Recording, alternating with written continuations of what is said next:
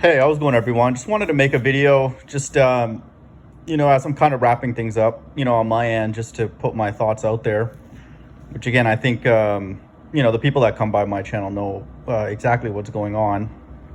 And the nice thing about it, now that, the economy is kind of more obviously deteriorating, and it's not being hidden really anymore at all on mainstream news outlets, both sides really, Democrat, Republican, and libertarian, and pretty much everybody. Doesn't matter what your political background is, you see the cost rising.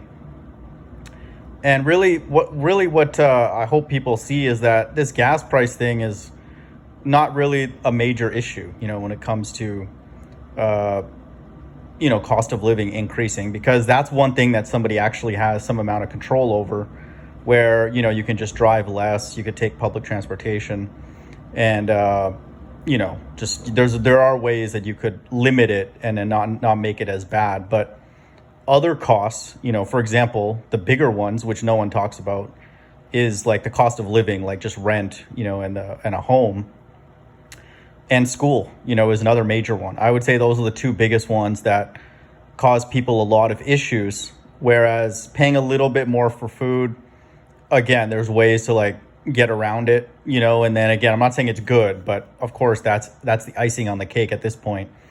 But the biggest problem that a lot of people have to overcome financially is student loan debt and their mortgage, or rent, which is you're paying somebody else's mortgage, so it's the same kind of thing. So that's the problem, and then now it's just all gas prices, and then it's like made into like a political thing, as if that's the biggest culprit, for the economy being bad. And so economy is bad because many people have spent many years going to school, which again, being in school for that long is not necessary. Going to grade 12, and then some people go to college, some people have a master's like me. I have 2 master's degrees, and then some people have a PhD and medical school and all that stuff. So they've been in school for like up until they're like 30, 35 years old, and continuously. And that's crazy. It really is. So that's completely excessive. And that's the problem. It really is, because you're spending that many years of your life, quote unquote life, we're living in hell, but in school, and then taking away your ability to like make an income. And then some people are in debt after they leave that, and people in medical school, for example, are in the most amount of debt.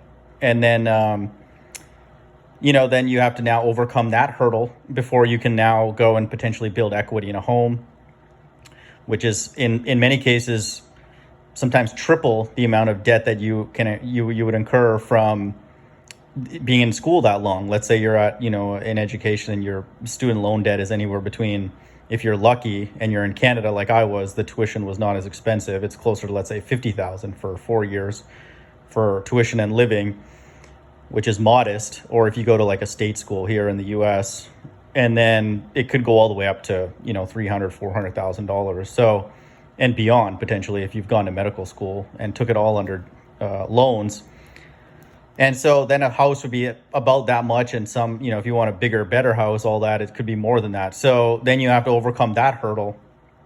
And, that's why that's the biggest issue, because again, you're spending basically your entire life, and some will not even be able to, pay off some of those things throughout in their lifetime. And I've heard that some medical students just know that they're going to die, with certain amount of debt, and then they'll just pay the minimum amount just to kick the can down the road. And they just know that they're going to try, I guess, throughout their whole life, pay it off, but they just know they're going to be making that payment, throughout their whole life. So those are the two that create a huge hurdle for people to then be able to get some control over their life and some freedom over their life, to then be able to not have to work as often, and then, just live like a quiet, retirement. And so that's why people work till they're 65 and later. And then this is how evil the news media is. They're laughing about people like losing money in the stock market because it tanked again today. And they're like, oh, you might not want to quit your job yet, and you may have to work a little bit more. Like, they find it funny. Like, that's their quote solution to like the stock market dropping, It's not, who's manipulating it and like why are these things happening and why is so much money being printed and then benefiting only a few people. It's like, well, you got to keep working a little bit longer. And so this world is totally evil and it's like a meme at this point. But it just shows, how ridiculous, the cost of living is, and I put living again in quotes. We're here in hell, which the Bible describes as dead people that believe that they're alive here. That's God's left-hand side. God's right-hand side know exactly where they are. And so they're seeking the kingdom, which is the only opportunity for life here on earth, is a new heaven and a new earth, which is what the Bible says. So that's what me and then the people that come by here are anxious for. But a lot of people believe this is living, and so the cost of living is high, largely because of education, again, which is, for flat earthers, we know that it's completely satanic. There's nothing redeeming about the education at all. But let's just say even that you're a ball earther and then you believe in this system to some extent, that it tries to teach you some things. It's like completely overkill, like no one needs to be in school for 22, 23, 24, 30 years of their life or beyond that for anything that's going on in this world. All you need to do if you want to function in this world is go to acting school. Okay, that's what I would recommend. Go to some, good theater school. Maybe I think NYU has a good, program for that, and just go become a good actor, and then you'll be fine. You'll fit right in any corporate role, CEO or whatever.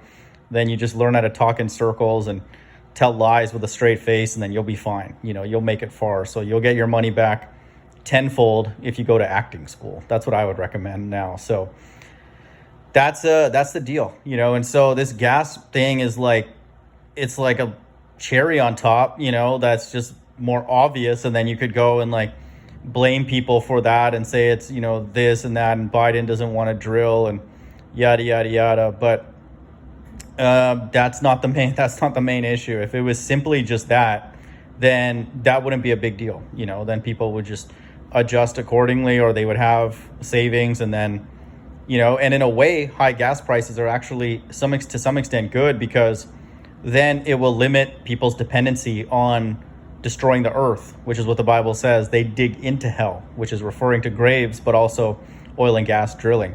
Okay, excessive curiosity to drill deep into the earth and then to explore the heavens.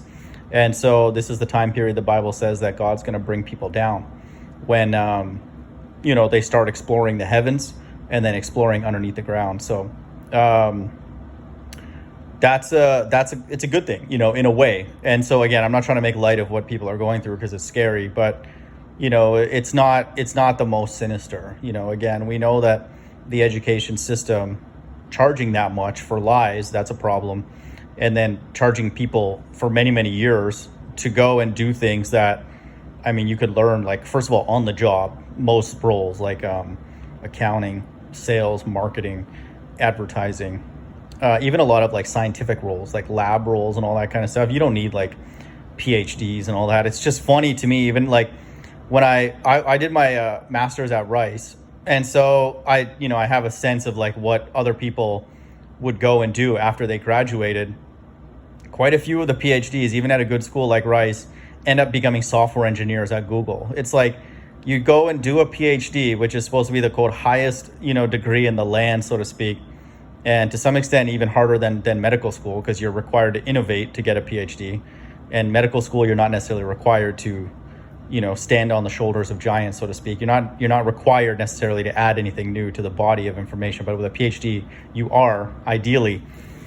And then you end up go be a software engineer, okay? So it's like, and then you're going to go work with other people who have an undergrad degree, and then are software engineers. So it doesn't make sense, and then so it's just, it's a waste of time, it really is. And so it just, again, shows that the economy is not even there receptive to people who've made that sacrifice and then, potentially did all these things to like, advance themselves and to innovate. Then all they can look forward to is like, 120K role as a software engineer. So it doesn't make sense. So that's the problem, and then again, for people to understand, the whole system is designed to fail, because all these ideas that people have in their head about all these different industries, like whatever, everything, neuroscience, medicine, just economics, all these different fields that people go and get funded for to learn about things that cost money. And so that has nothing to do with things that are like sustaining people's lives, like shelter and food or anything like that. So God's funding all this, and so all the ideas that he's again put in people's minds, he's paying for all of it, but it has nothing to do with anything that's needed to survive. And oftentimes those things that are in people's heads, like Neuralink and all these kind of things, are actually designed to like enslave people, and then we know what's going on in the medical field. So they're actually detrimental to like human life. So God is financing all these ideas again that he's put in people's minds, which quite a few of them are designed to actually enslave people, and keep them away from things that are necessary to sustain human life. So this is bound to fail, and then hopefully people see that now we're in the late stages of it. And then, we're anxious for God to come and give it the final knockout blow, so to speak. So, but that's what I wanted to discuss, as, things are kind of wrapping up on my end, that Father's Day this year will be literal for me. I never celebrated Father's Day in a literal way or anything in the past. In my adult life, I talked to my parents eye to eye. Like I call my parents again. I haven't talked to them in many, many years and not planning on it in the next few days, but I refer to them by their first name. So I viewed them as like actors, and then I looked at them as people that were getting in the way of me learning the truth, and then ultimately I still believe, of course, that even though I'm running out of time on, seeing the Bible be proven to be true by Christ returning, I still believe it was a worthwhile pursuit, because of all the other options on earth, all the other religions as well, and all the other narratives that the government poses, the Bible is clearly the best one to invest your time into, whether, including, let's say the 20th or 21st, after I stop posting videos. So I still believe that it's a worthwhile pursuit. So I don't want to get in the way of people. That's why I'm not responding to people. I'm not trying to be rude, but, again, that getting on the Hangout with a Good Servant and End Times Teacher was like a bit of just nostalgia, and just funny, to me. And so, I just had to take one last ride on the merry-go-round, so to speak. But because, again, it was just all talking in circles, which is, again, what happens all the time. And, again, reaffirms to me that the Bible is not going to be pushed better in the future. It's pretty much whatever is out there now is going to be the understanding, because no one's changing their opinion, and again, it just shows that God has to be behind that, because, they're just saying the same thing over and over again. And I'm saying the same thing over and over again as well. But so, that's sort of in a weird way why those type of discussions are encouraging, because that's only possible if God is behind it, because it's not a normal thing for people to not change, and improve their position and want to learn more. For example, people like Good Servant and End Times Teacher and these people, they just stick with their same old stuff, which again is clearly wrong. Good Servant's wrong on more things, but End Times Teacher is off on things as well. I would say just fewer number of things, but that was the deal, with that. But so I don't want to like take away from people, and then them having their own interpretation and their own expectation beyond my time. So I don't want to even say a word that will cause people to diminish their hope, and anything like that. So I wish people luck, going forward after if Christ has not returned in the next few days. But that's what I wanted to say about. And again, this is not to be discouraging for people, but this is why, just in my mind, I'm comfortable with what is happening, just because that, in Matthew 24, Christ says that he's going to return during a time where people are eating and drinking and giving into marriage. So that's not even, you could even make an argument that's not even really the case in America anymore. So it's definitely not the case in Ukraine or Somalia or Sri Lanka or Venezuela and all these different places that have been under duress for a long time. Okay, so those are out of the question. And so that's just a subset of like a limited sample of like the places that are in really bad shape. Pakistan, I'll add that as well. So they're limiting the amount of tea that they can drink. It's not funny because it's scary what people are going through, but that's how bad it is when they're like rationing tea, and then of course America, there are parts of America that are bad, really, really bad.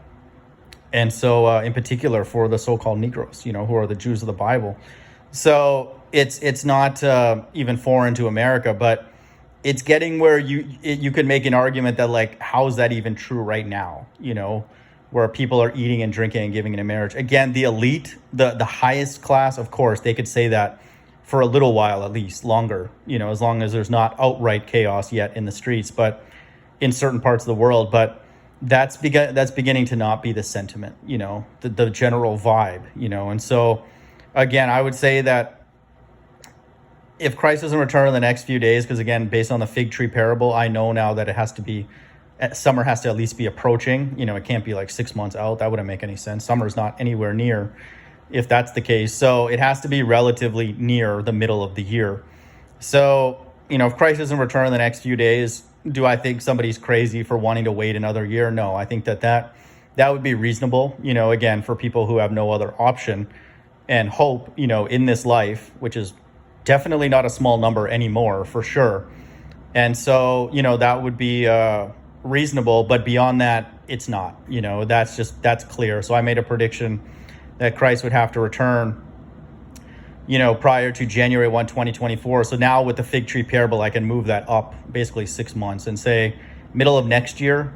Then after that, I don't think that you should, I don't know. It'd be better just from a practical perspective to like look into prepping or like living off the grid or like building, skills if you want to stay here, which clearly I don't. And, again, I'm not going to be here for much longer. But if you do, and then you have an invested interest to pursue that, and then maximize, what you can during your time on earth in the body, that would be to me a more reasonable use of a person's time, and, I don't think it's big because, again, largely because if Christ did not say that he's going to return during the days of Noah, then it leaves a little bit ambiguous about the time period, then maybe he could return during a time of chaos, but he said it, in Matthew 24, that he's going to be returning during a time where people are eating and drinking and giving into marriage.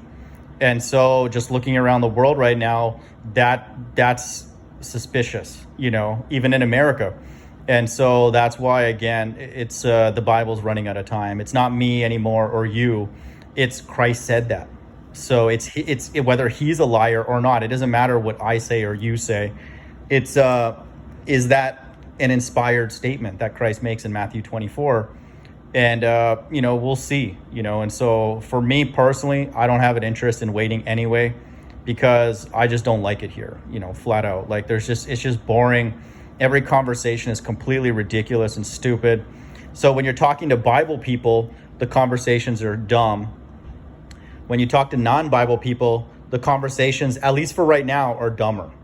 Okay. Again, that would flip after summer next year, where you may want to only talk to non-Bible people about like survival, like people like that who are not necessarily religious, but like they want to be like preppers, if you want to stay here. So I would say that would be the mindset that I would have, just being aware of what the Bible says to a deeper degree, like I am, and then the people that come by my channel, that would be a reasonable plan, so again, like it's with what's going on in the economy right now, it's bad, it really is. And so if the stock market is tanking, which again, it's inevitable that it would, and that was the last quote unquote bright spot of the economy, then then things are going to deteriorate quickly, at this point. So as much as like the celebrities and all them, they seem to be doing okay. They're still making movies and doing whatever sports events are still going on.